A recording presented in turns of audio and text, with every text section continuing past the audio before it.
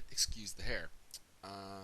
We are on UFC 112 post fight. Did not get to see this fight live as I had to work, or not fight, but fight card. This video, I'm going to go through the fights and talk a bit in depth about Edgar versus Penn, and then I'm going to do another video in which I'm going to talk about Anderson Silva versus Demian Maia, because I think it's a fight that deserves its own video due to its impact, its import, and the amount of discussion that is on it at the moment. So, let's see. We had John Madsen beat. I went 8-2.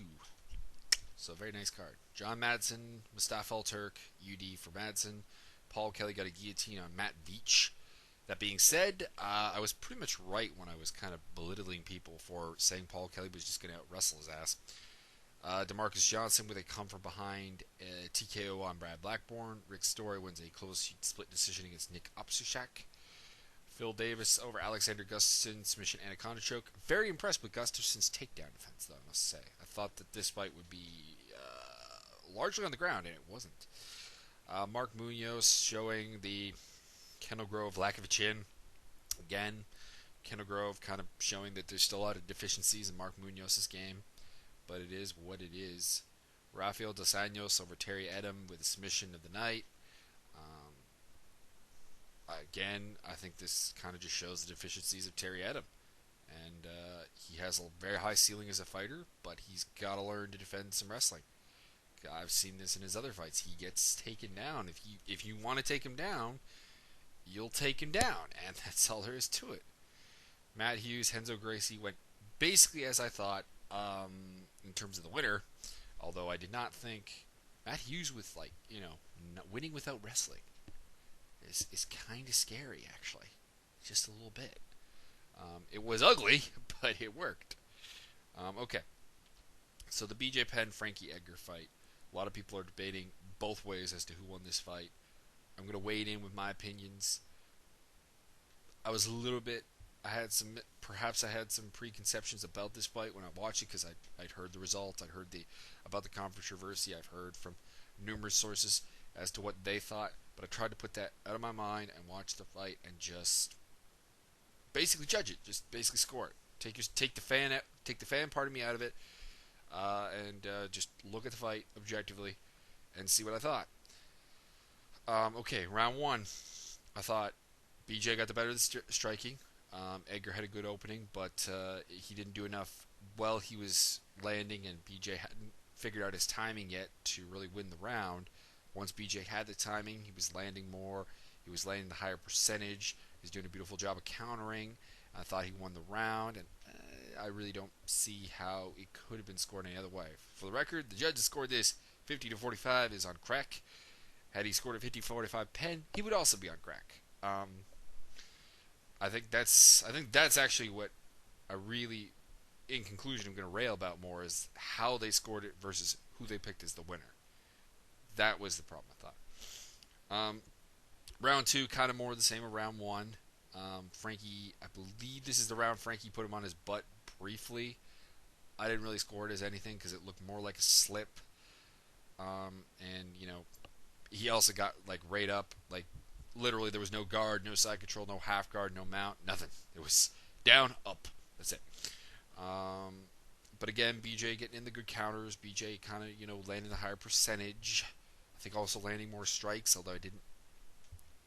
Keeping an accurate count is something better done for a computer. But I thought that BJ won the second round again. Now the third round, this is the crux round because this is the really, really close round. The striking becomes very close, very, very close. I still think probably the percentage favors BJ, but I think at this point Edgar starts out landing him. Edgar starts out working him. BJ's definitely getting tired at this point. Movement is getting his movement wasn't really there the whole fight. I do believe he probably had an injured knee or something. Because he also didn't go for takedowns, which was weird. Because you'd think with BJ Penn, if he was getting beat on the feet, he would eventually go for a takedown, and he didn't. BJ stuffing some takedowns, but he's having to work, and I don't really score stuffing takedowns all that highly personally. But that's, I guess, a judge could conceivably. I gave this round to BJ by the slimmest of margins. I would not argue really with anyone who thought Frankie Edgar won this round, unless they think Frankie Edgar dominated this round, because that definitely wasn't the case. But I wouldn't really argue either way. Fourth round, this round's all Edgar. He's at this point, BJ just doesn't seem to really have the pep to do it anymore. He's not landing really anything significant. He's getting the odd counter in. Edgar's being the aggressive one. Edgar's being the effective striker. There's really no grappling to score. You could maybe give BJ octagon control because he is controlling the center, but it's because Edgar's letting him. Um, you know, definitely an Edgar round. Round 5, you get the Edgar having 2 takedowns. You get once again a lot of domination on the strikes. BJ really not doing anything until about like 15 seconds left in the round, where he puts together that nice flurry, looks maybe for a finish. Edgar winning that round. So I gave the fight 47-46 to BJ Penn. Is that right? No, pardon me, 48-47 BJ Penn. That being said, was this a robbery like the Machida Shogun fight? I don't think so. There have been greater robberies in history. I suppose it is a robbery in the fact that I scored it for BJ, but really I'm surprised that this one didn't go split decision. To be honest, I was surprised at the unanimous decision. I was really surprised at the 50-45 judges scoring. People are saying things. I was kind of surprised. Like, if you're gonna give this unanimous decision to Frankie Edgar, I think it has to be 48-47 across the board. I think this is a 48-47 fight, no matter who you scored it for, because I believe rounds 1 and 2 are definitively BJ's. I believe rounds 4 and 5 are definitively Edgar's. I don't think any of those rounds could be considered a domination, but I believe that they were soundly in possession of one fighter, and that the third round is the crux round. I mean, it's how you saw that round as to who you thought won that fight, in my opinion. What happens with this fight afterwards, or with the title afterwards? Well, maybe they'll give BJ an immediate rematch. I wouldn't be opposed to it. I think that there is some oddities going to Abu Dhabi for a title fight when you haven't been there before, just because of the heat.